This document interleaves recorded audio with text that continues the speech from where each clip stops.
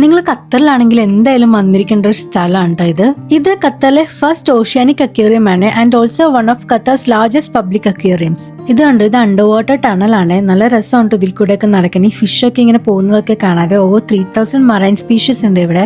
ഇങ്ങോട്ടേക്കുള്ള entry free ആണ് കേട്ടോ. ഇവരുടെ വെബ്സൈറ്റിൽ കയറിയാൽ നമുക്ക് ബുക്ക് ചെയ്യാൻ പറ്റുമേ. അതുപോലെ ഇവിടെ വരുമ്പോൾ നിങ്ങളുടെ QID കൈ കരുതാട്ടോ. ഇവരുടെ എൻട്രൻസിലെ QID ചോദിക്കുക. നമ്മുടെ ഇവിടെ വന്നാൽ നമുക്ക് marine biodiversity, Qatari coastal ecosystems and port ഓപ്പറേഷൻസിനെ പറ്റിയൊക്കെ ഒരു ഐഡിയ കിട്ടും കേട്ടോ.